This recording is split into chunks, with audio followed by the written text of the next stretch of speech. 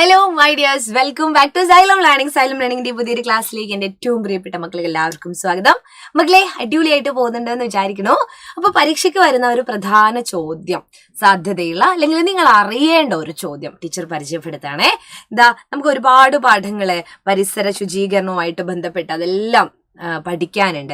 പഠിക്കുന്നത് മാത്രമല്ല, നമ്മൾ ചില പാഠങ്ങൾ പഠിക്കുന്നത് കൊണ്ട് ചില കാര്യങ്ങൾ നമ്മളിലേക്ക് എത്തുക എന്നുള്ളത് കൂടിയാണ് പരീക്ഷയ്ക്ക് എഴുതുന്നതിലപ്പുറം, അല്ലേ?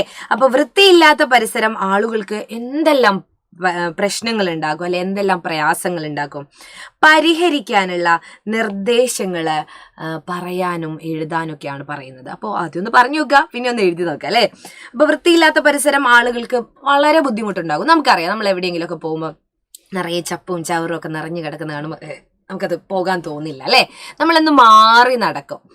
അപ്പൊ നിങ്ങൾ അങ്ങനത്തെ വൃത്തിയില്ലാത്ത പരിസരം ബുദ്ധിമുട്ടാണ് എന്നുള്ള രീതിയിൽ, അങ്ങനെ വൃത്തികേടാക്കരുത് എന്നുള്ള രീതിയിൽ എന്തൊക്കെ നിർദ്ദേശങ്ങളാണ് നിങ്ങൾക്ക് കൊടുക്കാൻ പറ്റുക? നമുക്കൊന്ന് എഴുതി നോക്കിയാലോ. ആദ്യത്തേത്, വീടും പരിസരവും വൃത്തിയായി സൂക്ഷിക്കുക. അതെല്ലാവരും ചെയ്യേണ്ട ബേസിക് ആയിട്ടുള്ള ഒരു കാര്യമാണ്, അല്ലേ? നമ്മുടെ വീടും നമ്മുടെ പരിസരവും നമ്മൾ എന്ത് ചെയ്യണം? നല്ല വൃത്തിയായിട്ട് നമ്മൾ സൂക്ഷിക്കണം. എപ്പോഴും ചപ്പു ചവറുകളെല്ലാം മാറ്റി അടിച്ചു വാരി, നമ്മളത് നിൽക്കുന്ന ഒരിടമാണ്, നമ്മൾ താമസിക്കുന്ന ഒരിടമാണ്, അല്ലേ? അവിടെ നമ്മളും ജീവിക്കുന്നുണ്ട്, പുറത്തുനിന്നുള്ള ആളുകളും ഒക്കെ വരും. വൃത്തിയുള്ള ചുറ്റുപാട് നല്ല ഒരു വ്യക്തിയെ കാണിക്കുന്നു, അല്ലേ? നമ്മൾ നല്ല വൃത്തിയൊക്കെയുള്ള ചുറ്റുപാടാണെങ്കിൽ അവിടുത്തെ ഉള്ള ആളുകളെ കുറിച്ച് നമുക്കൊരു ധാരണ ഉണ്ടാവും, അല്ലേ? ചപ്പ് ചവറുകളെല്ലാം സംസ്കരിക്കുക. ഒന്നുകിൽ കത്തിക്കാൻ പറ്റുന്നതാണെങ്കിൽ കത്തിക്കുക, മറ്റുള്ളതൊക്കെ ആണെങ്കിൽ പ്ലാസ്റ്റിക്കും കാര്യങ്ങളൊക്കെ ആണെങ്കിൽ നമ്മൾ സൂക്ഷിച്ച് വെക്കാറാണ് പതിവ്, അല്ലേ? ഹരിത കർമ്മസേനയൊക്കെ വരുമ്പോൾ അവർക്ക് കൊടുത്തു വിടും. വ്യക്തി ശുചിത്വം പാലിക്കുക. വ്യക്തി ശുചിത്വം എന്ന് പറഞ്ഞാൽ മക്കളെ പല്ല് തേക്കണം, കുളിക്കണം, അതുപോലെ കൈയും കാലുകളും ഒക്കെ നല്ല വൃത്തിയിൽ കൊണ്ട് നടക്കണം. കയ്യിലൂടെയും കാലിലൂടെയൊക്കെയാണ് നമുക്ക് അസുഖങ്ങൾ പെട്ടെന്ന് വരാറ്, അതല്ലേ? കൊറോണ കാലത്തൊക്കെ നമ്മൾ എന്ത് ചെയ്തിട്ടുണ്ട്? സാനിറ്റൈസ് ചെയ്തിട്ടുണ്ട്, അല്ലേ? സാനിറ്റൈസർ ഉപയോഗിച്ചൊക്കെ കഴുകാറുണ്ട്. ഇതിപ്പോൾ പുറത്തൊക്കെ പോയി വന്നാലും നമ്മൾ അങ്ങനെ വൃത്തിയിൽ നമ്മുടെ ശരീരത്തെ, നമ്മുടെ വ്യക്തി ശുചിത്വം നമ്മൾ പാലിക്കേണ്ടതായിട്ടുണ്ട്. പിന്നെ മലിനജലം ഒന്നും കെട്ടിക്കിടക്കാൻ നമ്മൾ സമ്മതിക്കരുത്. മലിനജലം കെട്ടിക്കിടക്കാൻ നമ്മൾ സമ്മതിക്കരുത്. മലിനജലം കെട്ടിക്കിടക്കാൻ അനുവദിക്കരുത്. അപ്പോൾ അവിടെ കൊതുകൊക്കെ വളരും, കൊതുക് മുട്ടയിടും. അവിടെ ഒരുപാട് കൊതുകിൻ്റെ കുട്ടികളെന്ന് പറഞ്ഞ പോലെ ഒരുപാട് കൊതുകിൻ്റെ നമ്മളെ മൊത്തം നശിപ്പിക്കാനുള്ള ഡെങ്കി, അല്ലേ? ഡെങ്കിപ്പനിയൊക്കെ നമുക്ക് വരുന്നത് കൊതുകിൽ നിന്നാണ്. അപ്പോൾ നമ്മൾ എന്ത് ചെയ്യുക?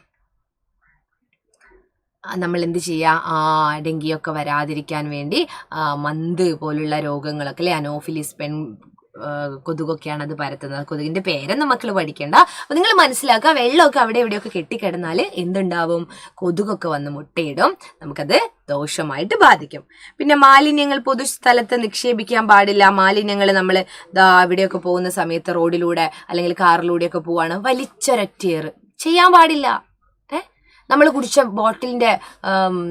വെള്ളത്തിന്റെ ബോട്ടിൽ വലിച്ചെറിയാൻ പാടില്ല. നമ്മളത് കാറിലോ എവിടെയാ പോകുന്നത് വെച്ചാൽ നമ്മൾ കീപ്പ് ചെയ്യുക. എന്നിട്ട് എവിടെയാണോ അത് നിക്ഷേപിക്കാൻ പറ്റിയ സ്ഥലം ഉണ്ടെങ്കിൽ അവിടെ നിക്ഷേപിക്കുക.